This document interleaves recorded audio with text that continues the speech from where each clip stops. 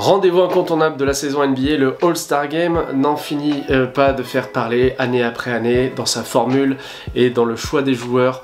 On va faire donc le focus sur les heureux élus de cette édition 2024 qui aura lieu à Indianapolis. Et puis on fera aussi un petit point sur les gros déçus, voire les snobés de l'exercice 2024. Commençons par la conférence Est, elle pose un petit peu moins de problèmes dans sa sélection. On a tout d'abord dans les starters Giannis Antetokounmpo qui a eu de nombreux votes. L'ailier fort des Bucks est toujours très en forme, son équipe tient la corde en étant deuxième de la conférence Est, et même si leur niveau est parfois un petit peu décevant, ils sont quand même plutôt bien placés. Je vous en ai parlé d'ailleurs dans une vidéo il y a quelques mois.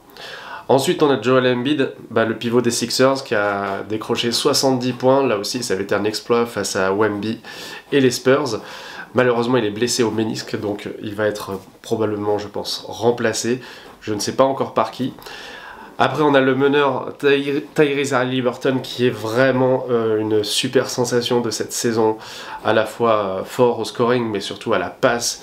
Il réalise des stats qu'on a vraiment rarement vu en NBA, en tout cas depuis pas mal de décennies, notamment dans sa capacité à faire de nombreuses passes sans perdre, ou peu en tout cas, le ballon. Donc c'est une belle récompense pour cette équipe d'Indiana. Un peu plus polémique, la sélection de Damian Lillard, qui n'avait pas été sélectionné à l'ouest du temps où il jouait à Portland, pendant 11 saisons où il cartonnait. Il y avait trop de concurrence devant, mais là, eh bien, il a réussi à se faire une place à la fois dans le vote des fans, des joueurs, des coachs, puisque c'est un système à 3 têtes, on va dire, avec quand même une grande place pour le vote des fans. Damian Lillard, il n'a pas toujours trouvé la mire. Il a marqué un tir clutch à 3 points pour faire gagner son équipe, et il a été quand même assez décisif, mais un petit peu plus irrégulier que certaines saisons. Donc, qu'il soit starter, c'est le signe que le All-Star Game, c'est avant tout place aux paillettes, aux joueurs qui se sont déjà fait une place dans cette ligue. Parce que sinon, je pense, si on prenait vraiment le niveau sportif, cette place-là, elle aurait pu revenir à quelqu'un d'autre. Et puis, les premiers Boston sont représentés, bien sûr, par Jason Tatum, leur meilleur marqueur, plus de 30 points de moyenne, vraiment de très bons chiffres encore, toujours cette assurance dans le jeu, de nombreuses victoires. Donc voilà, c'est tout à fait logique. Ensuite, les réserves, donc les remplaçants, ont été annoncés un petit peu après. On a Bam Adebayo, le pivot du Miami Heat, qui lui fait une très bonne saison, devient, je pense, en saison régulière en tout cas, le meilleur joueur de son équipe. Il est indispensable en attaque, mais aussi en défense. J'aime bien quand même qu'on cite la défense, ça peut être utile.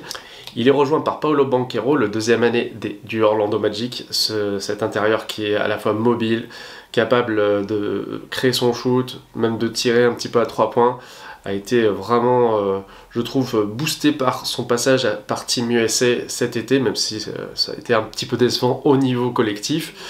Ensuite, il y a Jaylen Brown qui a été sélectionné en complément bien sûr de Jason Tatum. Il forme, je trouve, un des meilleurs duos de NBA, avec un gros contrat que Jaylen Brown arrive quand même plutôt à justifier. Un autre Jaylen qui était très attendu, que moi j'aurais presque vu quand même dans le 5 majeur, tellement il assure depuis le début de la saison, il n'a pas eu vraiment de passage à vide. C'est Jalen Brunson, qui était il y a 2 ans un deuxième joueur, troisième bon joueur à Dallas, et qui maintenant enflamme le Madison Square Garden. Donc voilà, il était très ému quand il a joué, et encore cartonné pour son match lors de la sélection de ce All-Star Game. Donc c'est vraiment le fils de Rick Brunson, et une grande satisfaction de cette saison, et c'est tout à fait mérité.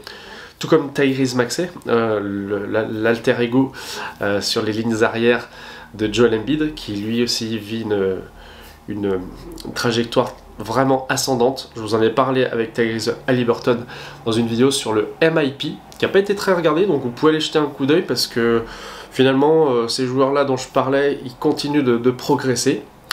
Et puis on a celui qui a enflammé Paris, dont je vous avais parlé également lors d'une vidéo sur le Cavs Nets, c'est Donovan Mitchell, le meneur arrière des Cavaliers de Cleveland, qui vraiment là continue sur sa lancée. Il a installé son statut de All-Star année après année. Voilà, c'est tout à fait mérité. Et puis on a un autre joueur qui a été sélectionné de New York, c'est Julius Randle. Alors Julius Randle est blessé pour l'instant, donc ça va peut-être sans doute même être quelqu'un d'autre qui va prendre sa place. Qui, on ne sait pas. Peut-être donc ceux qui ont été un peu snobés, comme Trae Young, le meneur d'Atlanta qui réalise pour l'instant une saison à plus de 25 points et 10 passes. Je crois que c'est le seul joueur avec Michael Adams de Denver dans les années 80 qui réalise cette performance sans être All-Star pour l'instant. Donc on verra.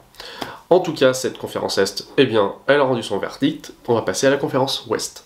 Sur la ligne arrière, on a Luka Doncic, le meneur slovène génialissime qui a scoré lui 73 points. Je vous en ai même pas parlé en vidéo tellement ses performances se sont enchaînées avec celles de Karl Anthony Towns dont on reparlera dans un instant. Citons également Shai Gilgeous-Alexander qui est le meneur d'OKC et qui a déjà été sélectionné l'an dernier en All-NBA First Team, donc il a tout à fait sa place dans cette équipe en tant que titulaire. Vraiment, il réalise une saison de MVP. Il sera, à mon avis, dans le top 3 au final. Et c'est vraiment une belle récompense pour cette équipe de OKC qui continue sur sa lancée dans une très très bonne saison.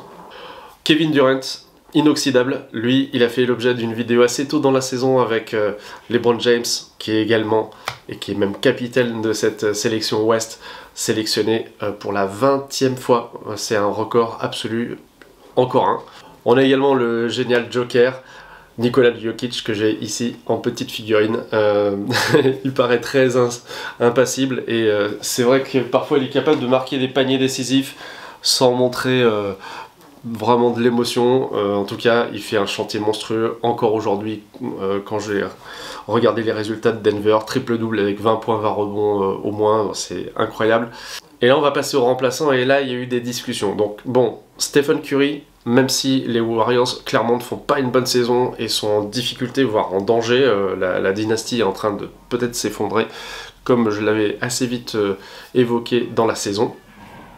Eh bien, il a été sélectionné de nouveau. C'est la première fois depuis très très très longtemps, depuis je crois 2016 environ, qu'il n'a pas été sélectionné dans le 5 majeur. Voilà.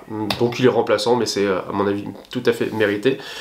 On avait Devin Booker, deuxième joueur de Phoenix, qui pourtant est une équipe qui ne réalise pas de grandes performances, qui est très irrégulière, qui avait de grosses ambitions avec son trio Bill, Durant et Booker. Mais Booker, il a été joueur du mois, donc je trouve que c'est normal aussi quand il y a cette distinction individuelle que derrière, bien, le joueur soit au All-Star Game. On a Anthony Davis des Lakers, qui est effectivement très fort en attaque, très fort en défense, un des meilleurs joueurs intérieurs clairement de NBA. Maintenant, le bilan des Lakers n'est peut-être pas optimal. Et c'est vrai qu'on peut se dire c'est un peu dommage qu'il y ait deux joueurs d'une équipe qui est plutôt moyenne, voire un peu faible parfois. On a deux duos de joueurs aussi pour compléter cette sélection. Alors d'un côté des Clippers de Los Angeles, Kawhi Leonard et Paul George. Moi, ils me font penser tous les deux finalement à l'autre duo de la conférence Est, Jaylen Brown et Jason Tatum, parce que ils jouent sur les lignes extérieures. Ils sont capables de jouer aussi un petit peu dessous, de prendre des rebonds, d'être complets, d'être dangereux à 3 points. Vraiment, ils participent pleinement à cette bonne saison des Clippers qui sont vraiment sur la pente ascendante, qui sont en train de se stabiliser autour de la 4e place.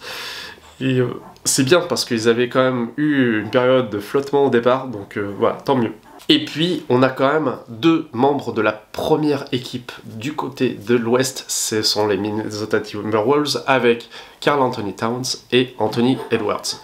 Alors le jeune Anthony Edwards, ex numéro 1 de draft, a réalisé dans la lignée de sa Coupe du Monde qui a été vraiment extraordinaire, et où il a été dominateur et s'est imposé comme le go-to-guy de son équipe. Il a fait de même avec les Wolves, on le sentait déjà l'an dernier. On a la confirmation dans une année qui se passe beaucoup mieux que la précédente.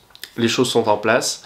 Karl Anthony Towns, il a réalisé une performance à 63 ou 64 points dans une défaite un peu surprise, faut dire, face aux Hornets, mais il est quand même là tous les soirs en attaque. Il n'est peut-être pas le meilleur défenseur, hein, n'est-ce pas Rudy Gobert? qui lui a des chiffres moins impressionnants en attaque. Clairement, il ne sera pas All-Star avec 14 points. Je pense qu'il est descendu un peu trop bas à ce niveau. Mais il est hyper fort en attaque, et donc moi ça me permet de travailler un petit peu là sur cette fin de vidéo sur quels auraient pu être les autres joueurs. On pense évidemment à Domantas Sabonis, puisque lui il est le leader de la ligue en termes de double-double. Il a réalisé aussi de nombreux triple-doubles. Son équipe des Kings est 5ème, alors avec De'Aaron Fox, son meneur. Ils regarderont le All-Star Game à la télé, ce qui est un peu décevant. Moi j'aurais bien aimé que Wemby soit sélectionné dès la première année, parce que en termes de show, ça aurait été complètement dingue. Mais ça viendra. Je pense qu'on aura un paquet de légendes qui seront reconduites dans leur fonction l'an prochain, et il y sera à coup sûr. Je vois pas comment il pourrait échapper à cette sélection si tout se passe bien pour lui. En tout cas, il va participer au Skills Challenge, donc un petit concours où il faut faire preuve d'adresse au dribble, à la passe, au tir. Ça sera un divertissement. Il va participer aussi avec Bilal Koulibaly. Pour la première fois, on aura 2 Français au Rising Star Challenge. Donc c'est les meilleurs joueurs jeunes, première, deuxième année, et puis aussi des joueurs de la Ligue de développement, Ligue mineure, la G-League, qui vont participer à l'événement, puisque le All-Star Game c'est sur plusieurs jours, tout un week-end, du 18 février, ça va être chouette. Conférence Est contre Conférence Ouest, c'est un retour. Il y avait avant un système de sélection entre des capitaines qui faisaient leur draft, leur sélection. Moi j'aimais pas trop ce principe honnêtement.